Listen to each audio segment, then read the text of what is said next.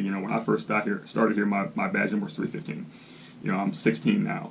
So having met 315 back in the day was going to be a tragic day. There was going to be consequences, repercussions. You know, and I was very liberal, you know, with the pen. And, you know, everything I ever wrote was justified, warranted, and you earned.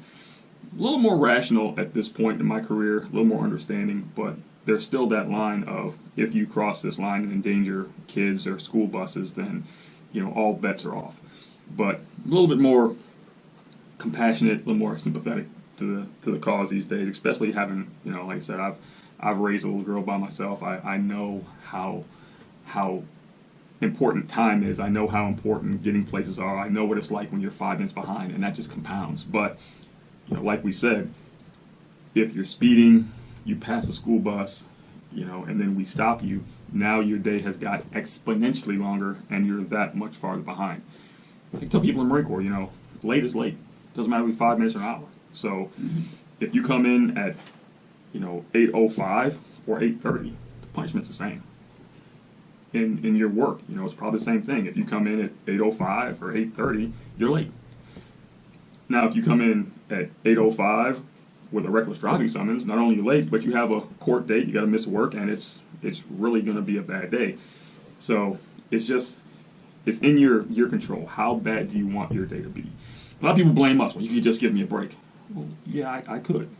But your actions, only thing we're doing is documenting your actions. People say, well, you know, how come you can't just, well, you know, if that was your child that just happened to, what action would you want us to take? And people always say, they need to take it. Okay, so why don't you? Well, I'm different. I'm special. Yeah. I didn't mean it. Okay, well, nobody really means to be reckless. It happens sometimes. So it's a delicate balance, but we would love to go through, you know, sit in the school zones, or, you know, go to the schools and hang out with the kids and have everybody driving responsibly through there and not stop anybody. That's the goal. You know, that's why we put up the signs early. That's why the lights are flashing. That's why we have crossing guards out there.